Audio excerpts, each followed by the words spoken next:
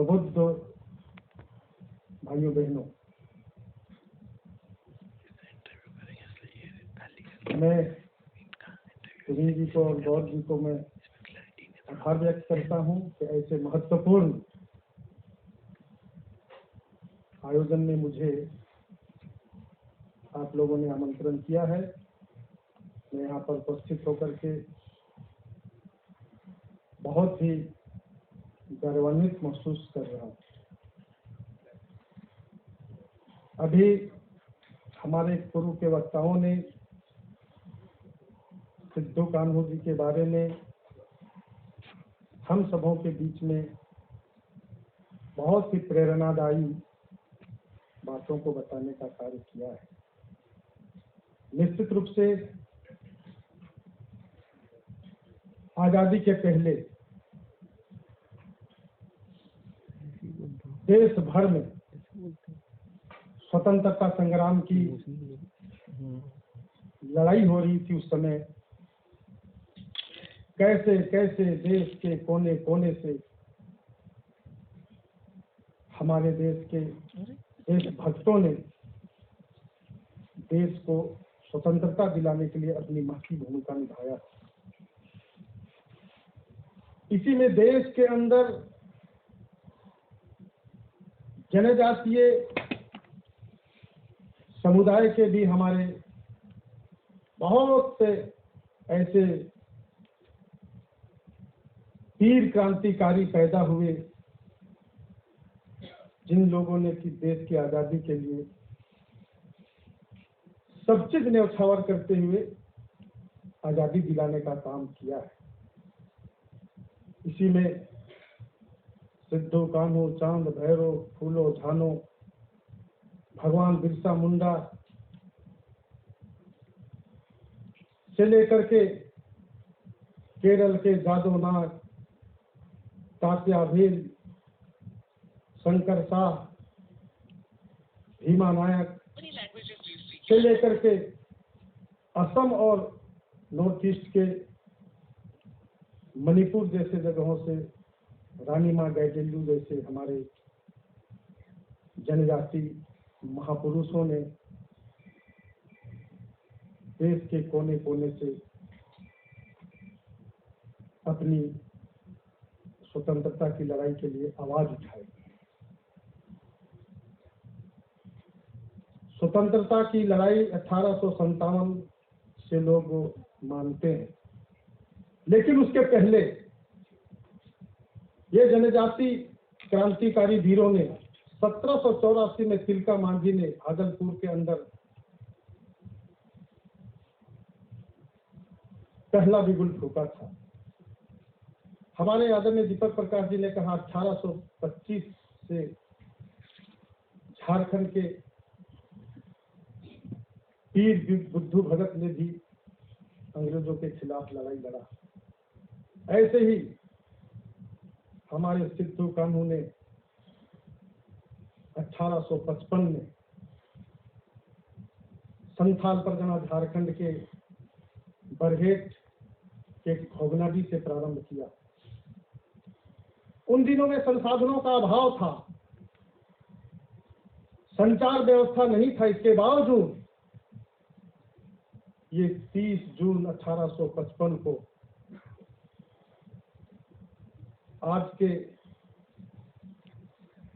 झारखंड, बिहार, बंगाल ऐसे 400-500 गांव से लोग वहां पर एकत्र हुए और लगभग जहां तक मुझे जानकारी है कि 50,000 से भी ज्यादा वहां लोगों ने एकत्र हुआ और अंग्रेजों के विरुद्ध बिगुल फूका, हूल किया, क्रांति का आगाज दिया और अपने सशक्त होने का, एकजुट होकर के अंग्रेजों को भगाने का शुरुआत किया। उस समय अंग्रेज सिपाहियों के द्वारा हजारों लोगों की हत्या वहां की गई। और ये सिद्धू कान्हू जी को घोड़ा में बांध करके घसीटते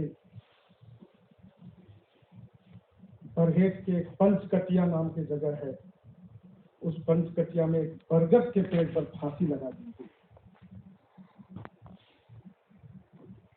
वहां उस समय महाजनों के खिलाफ भी इन्होंने आंदोलन किया, इसलिए कि अंग्रेज और महाजन मिल करके वहां जो है अत्याचार शोषण करने का काम कर रहा था।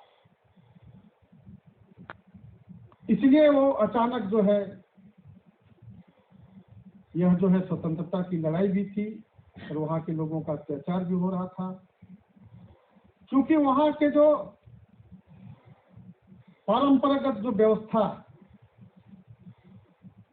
उसके साथ साथ जल जंगल जमीन का अधिकार भी इन लोगों के जो आधार है इसको छीनने का काम हो रहा है। इस प्रकार से वहां कार्य हो रहा था। सारी व्यवस्थाएं अंग्रेज अपने अधीन करना चाहते थे। ऐसे सारे बातों को लेकर के इस प्रकार से हूल क्रांति प्रारंभ हुआ। निश्चित रूप से उन दिनों में आत्मनिर्भर स्वावलंबन सशक्त होकर के अपना देश अपना समाज कैसे आगे बढ़ सकता है, इस विषय पर अगर विचार हुआ तो उस समय से ऐसे महापुरुषों के माध्यम से हुआ। और ऐसे अधीनों को किसी भी प्रकार से हम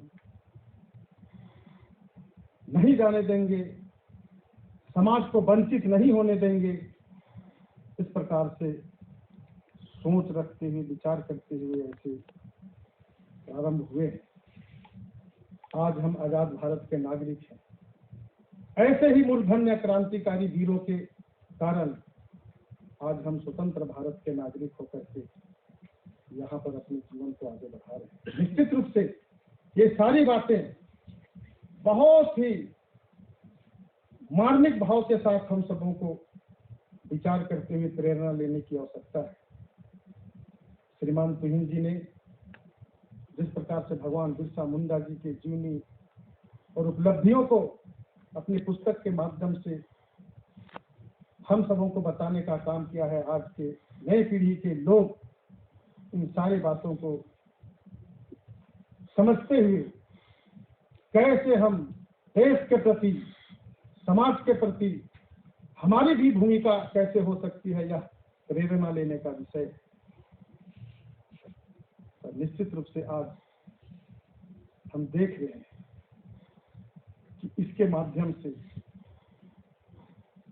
कई हमारे युवा आज प्रेरित होकर के ऐसे समाज क्षेत्र के कार्यों में आगे बढ़ता हुआ दिखाई दे रहा है।